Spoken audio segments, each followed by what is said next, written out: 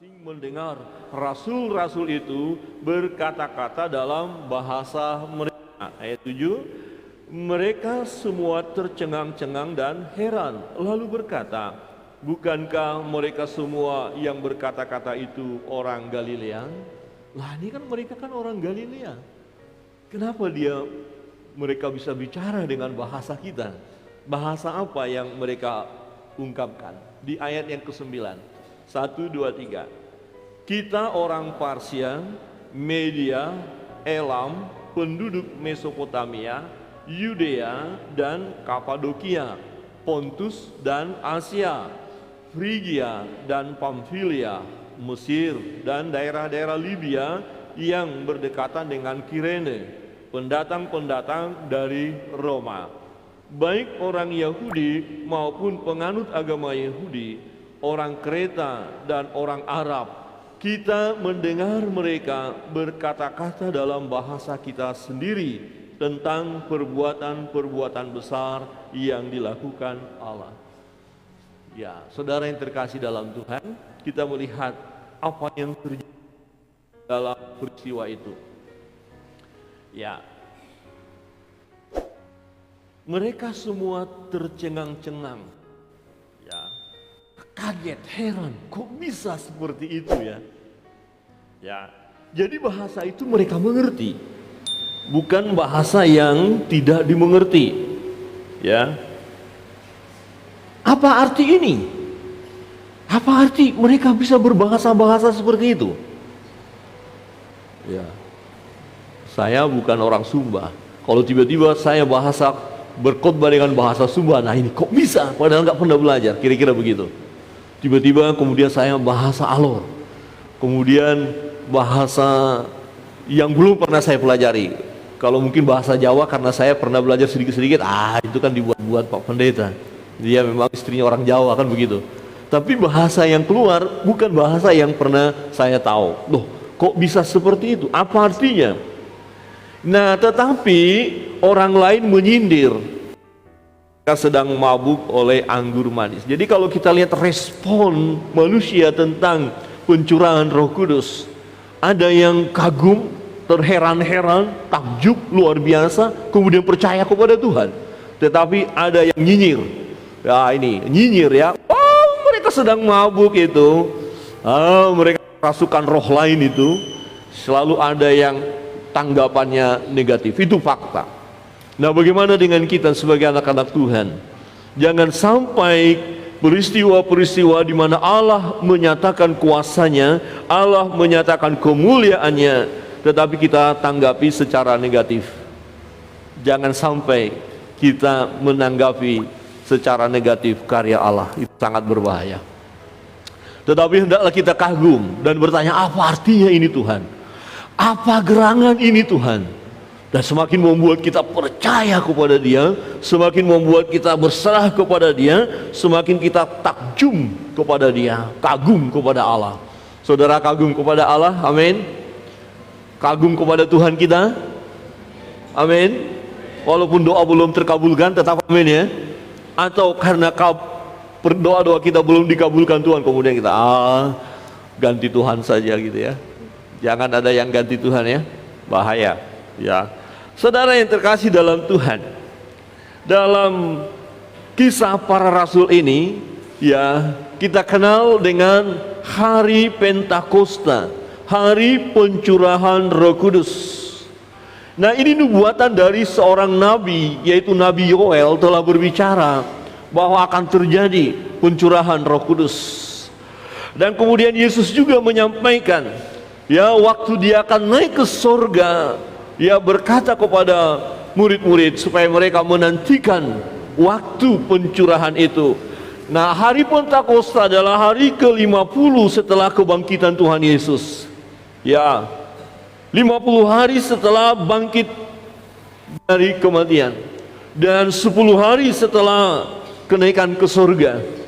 Ya, tanggal 29 kemarin kita mau peringati Yesus naik ke surga. Dan di situ Yesus berkata, kamu tunggu di Yerusalem, ya, kamu tunggu, ya, dan kamu akan menerima kuasa kalau Roh Kudus turun atas kamu. Kuasa untuk apa?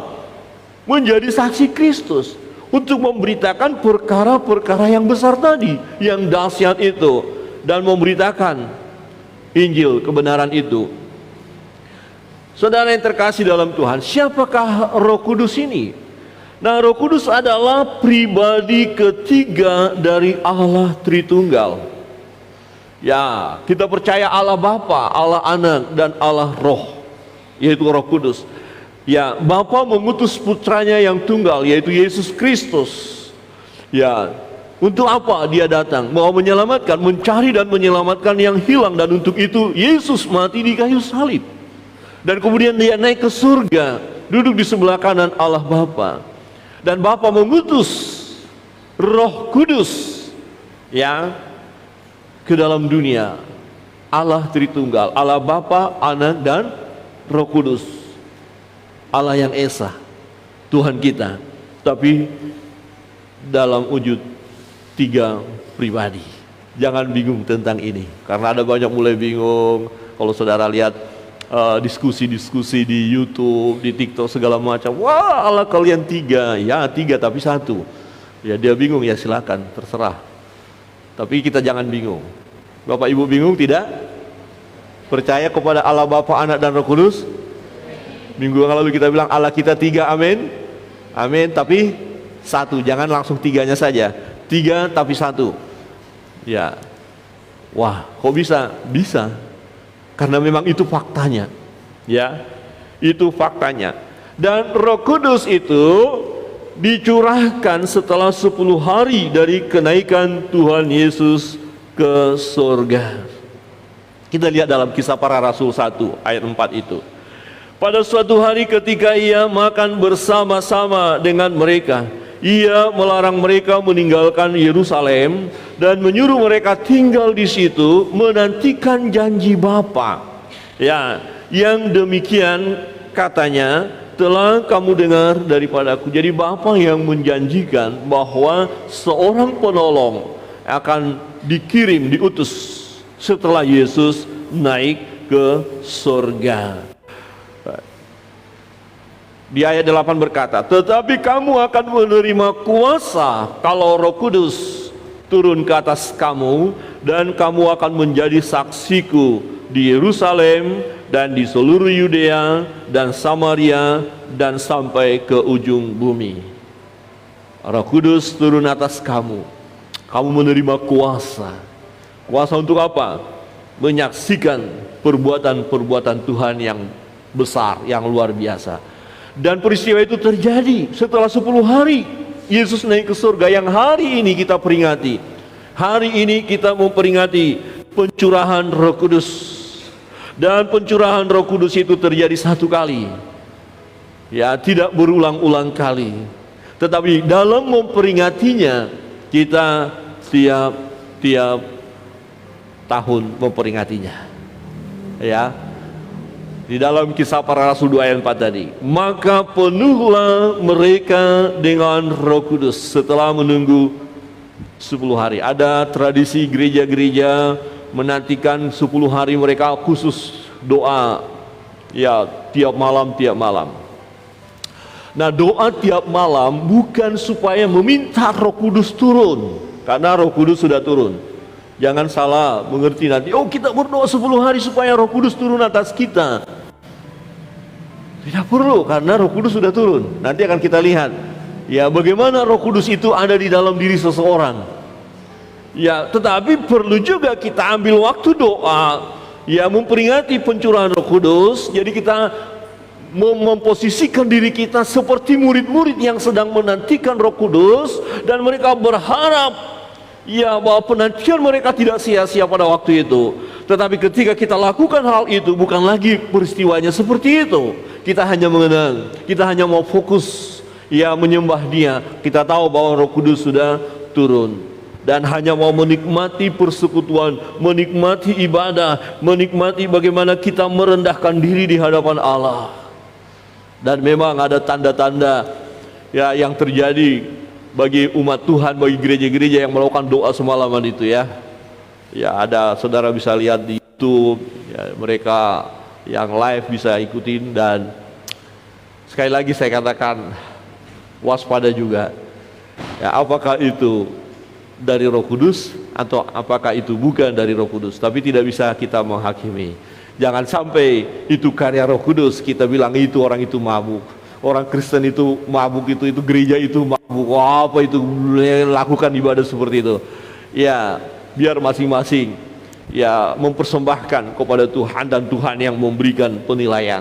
Tetapi kita jangan juga hanya penonton, tapi kita juga mau ya berserah kepada Tuhan. Kita mau beribadah kepada Dia, kita mau menikmati hadiratnya. Jadi kalau kita memperingati pencurahan Roh Kudus, bukan supaya Roh Kudus memenuhi kita, karena Roh Kudus itu sudah turun. Bukan kita mau meminta Roh Kudus turunlah atasku, Roh Kudus turunlah atasku, terus kita berdoa untuk itu ya dengan satu pemikiran supaya kita bisa mengalami seperti yang dialami oleh murid-murid. Kemudian kita berbahasa-bahasa yang lain.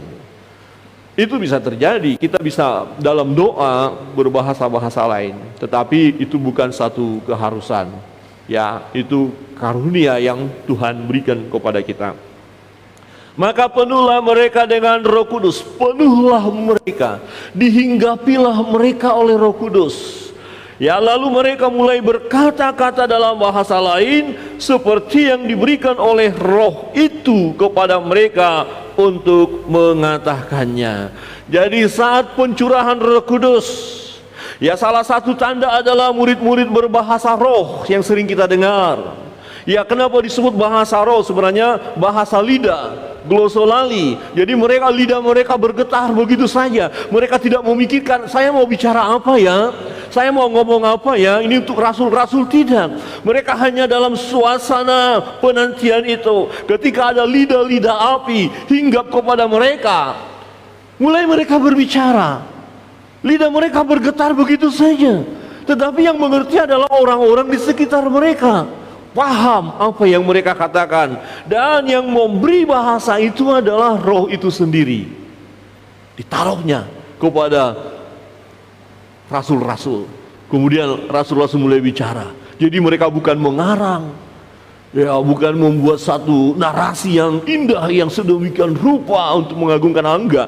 Tetapi Roh itu menaruh ke dalam mereka, ke dalam mulut mereka, dan mulut mereka berbicara. Lidah mereka bergetar, glosolali, mereka ngomong saja. Nah, itu salah satu tanda pada saat itu. Ya, tetapi kita tidak perlu mengklaim harus seperti itu yang terjadi dalam hidup kita, bahwa kita sudah memiliki Roh Kudus. Oh, saya sudah ada Roh Kudus di dalam diri saya sudah penuh dengan Roh Kudus. Kalau saya bisa berbahasa seperti itu, tidak. Ya, tetapi tanda ya seperti itu saat ini bukanlah suatu keharusan, sehingga ya dapat dikatakan bahwa orang itu telah dipenuhi oleh Roh Kudus. Pernah saya berjumpa dengan seorang sahabat teman, dan dia juga sama-sama kami sekolah teologi. Ya, pengajaran sama, tetapi kemudian setelah sama-sama lulus dia mulai mengembangkan juga. Ya, kemudian sempat dia berkata, kalau kita sebagai orang Kristen harus bisa berbahasa roh, karena di surga bahasanya bahasa roh. Saya bilang, ayatnya di mana bro? Dalilnya di mana bro? Ya, dan ada orang yang pernah kecewa dalam hidupnya, ya, merasa dia tidak yakin tentang imannya karena dia tidak bisa bahasa roh. Ya, Bapak Ibu bisa bahasa roh? Bisa berbahasa roh, berbahasa ngomong-ngomong yang enggak saudara mengerti? Ya, kalau tidak berarti belum sah jadi orang Kristen. Wah, gawat ini Pak Pendeta, ajaran apa itu Pak Pendeta? Ya, tidak seperti itu ya. Tetapi bisa saudara mengalami, kalau saudara diberikan oleh roh itu bahasa itu, gak masalah, puji Tuhan. Tetapi bukan karena saudara lebih rohani daripada yang lain. Sangat berbahaya kalau saya dalam doa tertentu kemudian saya berbicara dalam bahasa yang bukan bahasa saya, kemudian saya menganggap diri saya lebih rohani daripada yang lain. Itu berbahaya. Jadi kalau saudara tidak pernah berbahasa roh, kemudian saudara merasa diri saudara rohani saudara kerdil dan iman saudara tidak kuat atau tidak bertumbuh, itu juga salah. Tidak, bukan di situ ukurannya. Ya, tetapi memang pada saat kisah para rasul terjadi pencurahan Roh Kudus yang awal itu, yang mula-mula itu memang ditandai oleh murid-murid yang berbahasa sesuai dengan bahasa yang diberikan oleh itu. Pencurahan Roh Kudus telah terjadi, ya, sudah terjadi. Ya, lanjut. Ya, saya mau sampaikan, ada pengajaran, ada mengatakan begini, bahwa pencurahan Roh Kudus gelombang ketiga saat ini dari Indonesia, katanya dimulai dari Indonesia. Tidak ada tercatat dalam Alkitab ada pencurahan Roh Kudus gelombang ketiga. Entar ada lagi gelombang keempat, gelombang kelima. Tidak. Saya belajar firman Tuhan, saya tidak menemukan ada gelombang yang ketiga. Yatim piatu dikatakan bukan, tetapi seorang penolong dikirimnya, diutusnya, itu Roh Kudus. Jadi Roh Kudus itu roh penolong yang seperti kilat. Cuts. Bisa saja ketika kita sedang duduk seperti ini beribadah, langsung terangkat. Cut. Ada namanya pengangkatan, rapture. Kira-kira pada saat itu terjadi tiba-tiba, saudara diangkat atau tetap tinggal? Bahasa-bahasa seperti mantra, bukan bahasa-bahasa yang tidak punya aturan, tetapi bahasa yang dimengerti, bahasa yang jelas. Nah, pada waktu itu ketika peristiwa itu terjadi, ada orang Parsia, ada orang Media, orang Elam, penduduk Mesopotamia, Yudea dan Kapadokia, Pontus dan Asia dan seterusnya. Artinya begini, waktu itu orang-orang Yahudi berdiaspora, terpencar. Jadi mereka berada di dalam bangsa-bangsa itu. Kira-kira seperti kita ada di Bali, tapi sebenarnya kita bukan orang Bali, kita merantau ke Bali ini. Nah, kemudian kita bisa berbahasa Bali. Nah, kemudian ketika kita pulang ke kampung, orang di kampung ketika ibadah, kok orang ini bisa bahasa Bali? Padahal kita kan dari Bali. Orang ini di kampung nggak bisa bahasa Bali. Kenapa kita mengerti bahasa Bali? Ada di antara kita yang merantau ke Kalimantan. Ketika pulang ke kampung, loh, kok orang ini bisa bahasa Kalimantan ya? Dan apa yang diceritakannya benar. Jadi para perantau yang dari kampung itu, di perantauan mereka sudah punya bahasa. Kemudian ketika mereka kembali, orang yang ada di kampung itu berbahasa bahasa mereka yang merantau tadi. Wah, dahsyat. Dari mana mereka tahu? Kok bisa? Dan banyak ya, bukan hanya satu bahasa loh. Ada bahasa Virgia, Mamfilia, Mesir, ya, kemudian daerah-daerah Libya, ya, kemudian pendatang-pendatang dari Roma, baik orang Yahudi maupun penganut agama Yahudi, orang Kreta dan orang Arab. Kita mendengar mereka berkata-kata dalam bahasa kita sendiri. Kebenaran ini harus kita pegang. Jadi kalau ada yang berkata kita berbahasa roh, tapi bahasa roh yang tidak dipahami, lebih baik saya katakan tidak usah. Ya, atau diajari, ikuti saya berbahasa begini, tidak usah. Tetapi kalau Roh Kudus berikan kepada kita, semestinya ada di antara kita. Kalau konteksnya dalam ibadah, ada di antara kita yang memahami bahasa itu. Beberapa tahun yang lalu di Banyuwangi dalam satu persekutuan, waktu mereka dalam doa, seorang nenek, mbah, tiba-tiba dalam doa dia berbahasa Inggris, padahal nggak pernah sekolah, nggak pernah tahu bahasa Inggris. Dia berbahasa Inggris dan yang mengerti ada di situ. Nah, isinya adalah menegur seseorang yang ada di situ. Jadi karya Roh Kudus atau pekerjaan Roh Kudus itu tertib. Jadi tidak mempermalukan ya orang yang ditegur di situ. Tetapi sayang yang mengerti itu dia tidak terima. Dia malah marah kepada Simba. Kenapa kamu ngomong seperti itu? Lah padahal harusnya, wah, kenapa seperti ini? Harusnya kagum, harusnya bertobat. Terima kasih Tuhan, Engkau sudah tegur saya. Dan orang lain tidak mengetahui. Ya hanya orang itu yang mengerti.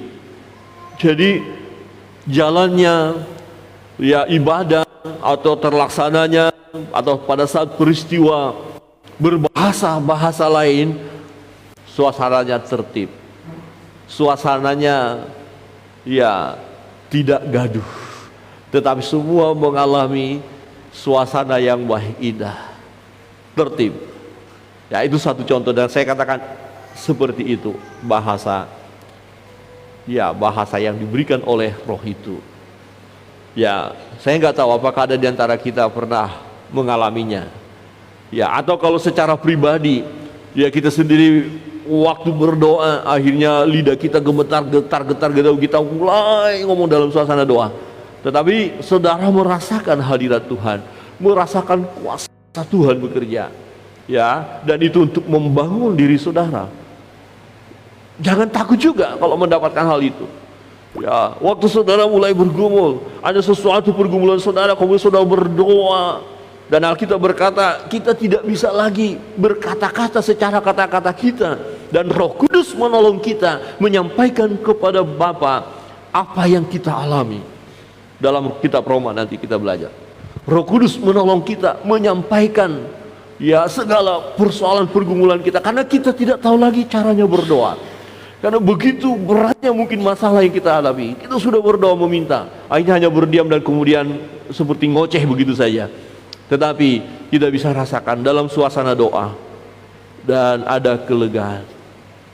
Rasul Paulus katakan ini bahwa membangun diri kita, atau saat kita sudah mulai lemah iman kita, ya Roh Kudus menolong kita. Jangan takut untuk memiliki pengalaman seperti itu. Ya, jadi kalau dikatakan, wah, Bapak itu anti bahasa roh, kita bukan anti bahasa roh. Oh, gereja itu anti bahasa roh, bukan anti bahasa roh, karena itu sudah tercatat dalam firman Allah. Ada bahasa-bahasa yang Roh Kudus berikan kepada seseorang, kepada umat, kepada saudara dan saya, itu bisa terjadi. Ya, nggak usah khawatir, jangan merasa ini jangan-jangan saya sesat, ini tidak. Tetapi kita pastikan bahwa dalam suasana kita datang kepada Tuhan. Ya, kalau kita sedang mabuk kemudian kita bilang bahasa aneh-aneh, oh puji Tuhan saya sudah berbahasa roh, janganlah. Kan mereka tuduhkan, mereka mabuk. Nah, rupanya kalau orang mabuk itu bisa ngoceh. Betul Bapak Ibu? Siapa di sini yang pernah mabuk? Saya aja. Saya pernah mabuk dan memang ngoceh. Semua disebut. Itu bahasa roh. Bukan. Itu bahasa yang dikendalikan oleh anggur atau tuang atau cap tikus atau topi miring atau apalah, terserah dah. Dan mereka menuduh, ya itu mabuk. Rupanya orang mabuk itu suka ngoceh. Betul atau betul? Kalau nggak mabuk dia nggak bisa ngomong. Tapi kalau sudah mabuk, maka kita lihat firman Tuhan nanti, dia dikendalikan, maka jangan mabuk anggur, tapi biarlah mabuk roh. Mabuk roh itu artinya itu sama dengan analogi saja. Jadi kalau Roh Kudus memenuhi kita, maka apa yang ada di dalam kita keluar, tercermin dari perkataan kita, perbuatan kita dikendalikan oleh Roh Kudus. Nanti kita lihat kebenaran ini. Tetapi kalau mabuk oleh anggur, ya maka kata-kata kita kacau balau sesuai dengan ya kuasa dari anggur yang memabukkan itu. Saya paham itu karena saya pernah juga mabuk. Ya, jujur, waktu hidup masih jauh dari Tuhan. Mungkin Bapak Ibu juga pernah. Jangan bilang ibu-ibu tidak pernah mabuk. Hanya bapak-bapak pernah mabuk. Tapi ibu-ibu sinam, gadis-gadis sinam tidak ya. Selalu kalau bapak-bapaknya mau mabuk langsung dikatakan, jangan mabuk. Betul ibu-ibu? Atau seperti yang di media sosial TikTok, suaminya mau pergi minum dan istrinya bilang, Bapak pulang jangan terlalu malam, bila perlu besok pagi sampai habis minuman habiskan saja, kalau kurang uang ini saya kasih. Kalau mabuk itu baru jago katanya. Itu sih ngolok-ngolok itu ya, terlalu juga ibu itu ya. Tapi ibu-ibu di sini tidak ada. Saudara, jangan takut ketika kita masuk dalam hadirat Tuhan. Ya, nikmati. Akan terkendali oleh Roh itu sendiri, yaitu Roh Kudus. Saudara yang terkasih dalam Tuhan, ya. Yang kedua, tadi ada tanda-tanda bahasa itu. Tapi kita lihat, ya, bahwa murid-murid, ya, menceritakan perbuatan Allah yang besar. Jadi setiap pribadi yang dipenuhi oleh Roh Kudus, dia akan menceritakan perbuatan Allah yang besar. Kenapa? Dipenuhi oleh Roh Kudus, berarti dia dikendalikan oleh Roh Kudus. Roh Kudus ada di dalam kita dan kita izinkan Roh Kudus itu menguasai hidup kita. Kira-kira begini, kalau Roh Kudus hidup di dalam kita atau Roh Kudus ada di dalam kita, kita dikendalikan oleh Roh Kudus. Ketika kita melakukan satu perbuatan yang tidak sesuai dengan firman Allah, Roh Kudus itu mengingatkan kita, menyadarkan kita, menginsafkan kita dari dosa-dosa yang kita lakukan. Kemudian kita sadar, benar Tuhan, saya sudah melakukan hal yang tidak memuliakan nama-Mu. Orang itu dipenuhi oleh Roh Kudus. Dibiarkannya Roh Kudus ya mengendalikan hidupnya.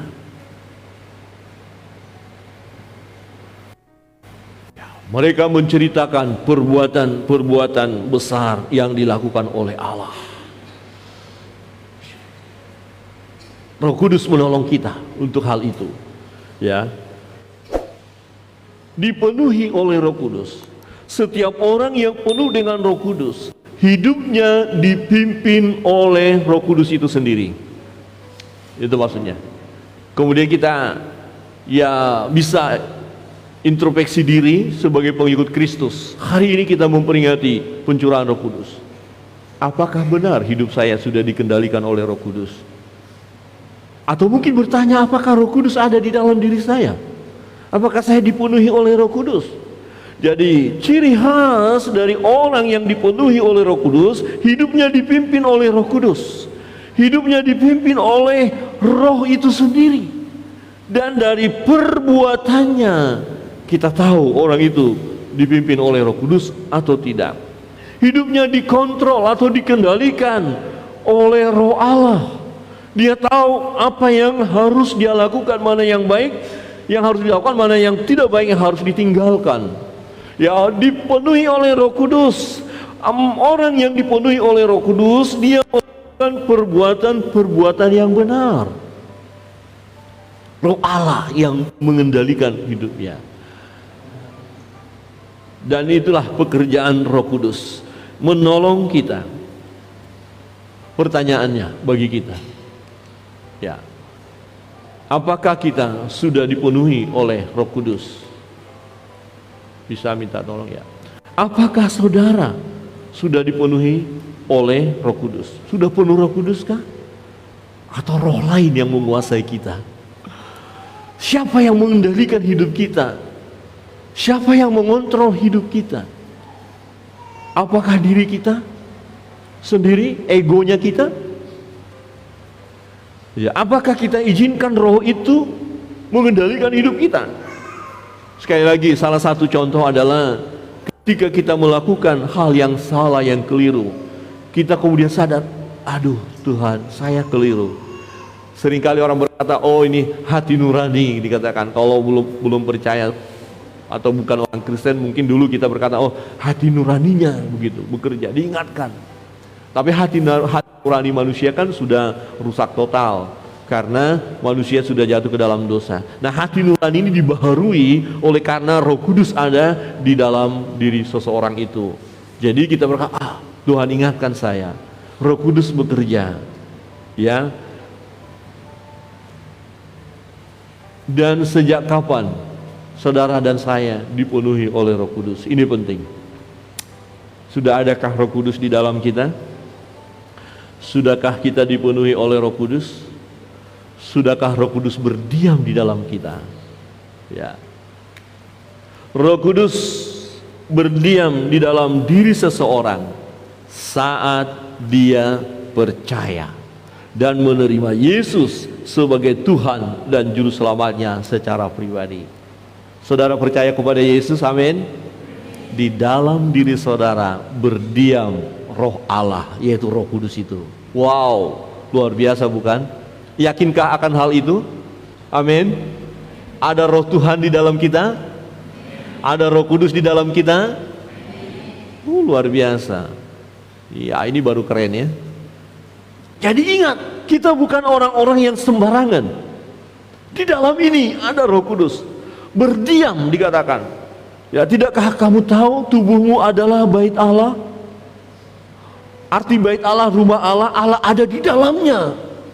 Yang dimaksud siapa? Roh Allah itu, Roh Kudus itu. Ya, Roh Kudus berdiam di dalam diri orang percaya. Jadi Tuhan tidak pernah tinggalkan kita.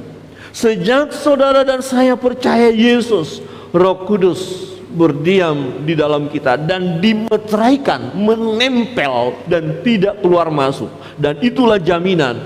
Jadi orang yang sudah percaya Yesus, Roh Kudus diam di dalam orang itu, maka keselamatan bagi orang itu terjamin. Keselamatannya tidak akan hilang karena Roh Kudus ada di dalamnya, dan itu sebagai meterai, ya, mensahkan jadi milik Allah. Jadi kita adalah anak-anak Allah. Kita baca bersama-sama Efesus 1 ayat 13. 1, 2, 3. Di dalam Dia kamu juga, karena kamu telah mendengar firman kebenaran, yaitu Injil keselamatanmu. Di dalam Dia kamu juga, ketika kamu percaya, dimeteraikan dengan Roh Kudus yang dijanjikannya itu. Sudah terjadi pencurahan itu sekali, tidak berkali-kali. Roh Kudus bekerja, dan setiap orang yang percaya kepada Yesus, Roh Kudus berdiam di dalam dirinya. Dan dikatakan dimeteraikan.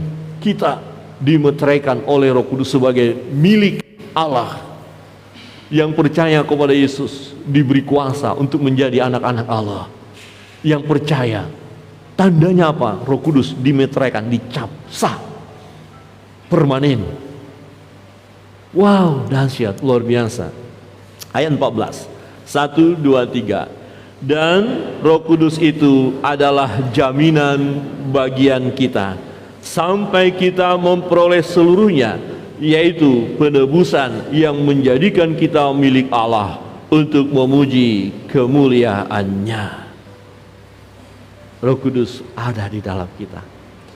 Dan roh yang ada padamu, firman Tuhan kata, roh yang ada padamu, yang dimaksud Roh Kudus yang ada, kita katakan dalam nama Yesus, kuasa-kuasa kegelapan enyah, dan mereka akan enyah. Amin.